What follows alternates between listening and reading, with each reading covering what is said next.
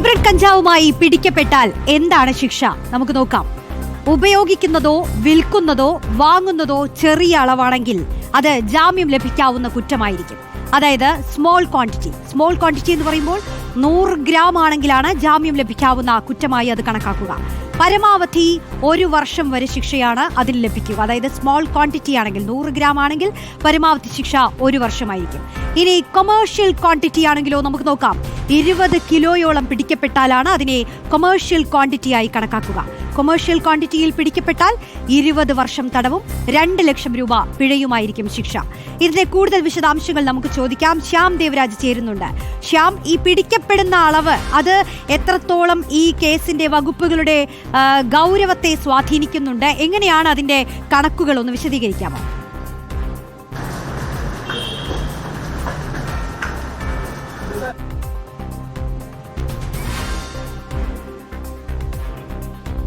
Okay, ശ്യാമിലേക്ക് ഞാൻ എത്താം. എന്തായാലും ഇതിന്റെ ഒരു അളവ് സംബന്ധിച്ചാണ് ഇപ്പോൾ സംവിധായകർ പിടിക്കപ്പെട്ടതായാലും ഗ്രാമാണ്, അതുകൊണ്ട് തന്നെ അവർക്ക് ജാമ്യം ലഭിക്കുന്നത് നമ്മൾ കണ്ടു. സ്മോൾ ക്വാണ്ടിറ്റി എന്ന് പറയുന്നത് 100 ഗ്രാം ആണ് കണക്കാക്കുന്നത്. അതിന് പരമാവധി 1 വർഷം വരെ ശിക്ഷ ലഭിക്കും. ശ്യാം, കേൾക്കാമെങ്കിൽ ഇതിപ്പോൾ എങ്ങനെയാണ്, എത്രയൊക്കെ ക്വാണ്ടിറ്റി പിടിക്കപ്പെട്ടാലാണ് ഈ കേസുകൾ അതിന്റെ വകുപ്പുകളൊക്കെ സ്വാധീനിക്കുക? അതെങ്ങനെയാണ്? റോഷ്നി, നർക്കോട്ടിക് NDPS നിയമം അഥവാ narcotic drugs and psychotropic substance act 1985 1985 നിലവിൽ വന്ന നിയമമാണ്.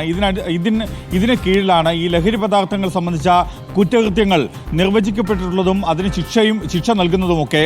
ഇതിൽ പ്രധാനപ്പെട്ടത് ഈ ഓരോ ലഹരി പദാർത്ഥങ്ങൾക്കും ഓരോ ക്വാണ്ടിറ്റി, ഓരോ അളവാണ് കണക്കാക്കിയിട്ടുള്ളത്.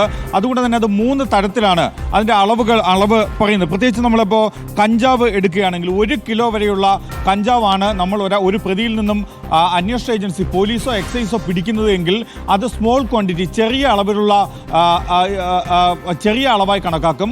1 കിലോയ്ക്ക് മുകളിൽ 20 കിലോ വരെയാണ് എങ്കിൽ അത് മീഡിയം ക്വാണ്ടിറ്റിയായി കണക്കാക്കും. 20 കിലോയ്ക്ക് മുകളിലാണ് എങ്കിൽ അത് കൊമേഴ്ഷ്യൽ ക്വാണ്ടിറ്റിയായി കണക്കാക്കും.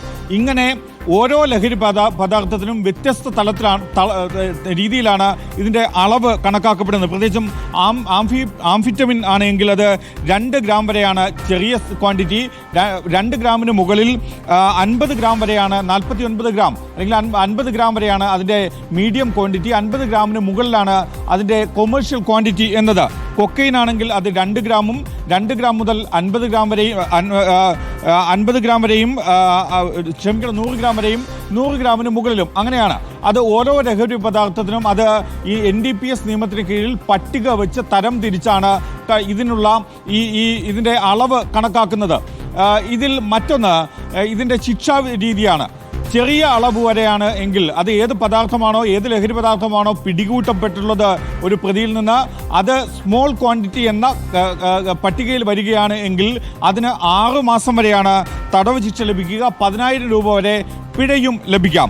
അതല്ലാതെ മീഡിയം ക്വാണ്ടിറ്റിയിലാണ് വരുന്നത് എങ്കിൽ 10 വർഷം വരെ കഠിന തടവ് ശിക്ഷയാണ് അതിന് ലഭിക്കുക. ഒപ്പം പിഴയും ലഭിക്കാം, അല്ലെങ്കിൽ പിഴ മാത്രം ലഭിക്കാം. പിഴ എന്നത് 1 ലക്ഷം രൂപ വരെയാണ് ഇതിന് പിഴ. മീഡിയം ക്വാണ്ടിറ്റിയിലുള്ള ലഹരി പദാർത്ഥങ്ങൾ പിടിക്കപ്പെട്ടാൽ അതിന് ലഭിക്കുന്ന പിഴ ശിക്ഷ 10 വർഷം വരെ തടവും 1 ലക്ഷം രൂപ വരെ പിഴയും, അല്ലെങ്കിൽ 2 ശിക്ഷയും ഒരുമിച്ചും നൽകാവുന്നതാണ്.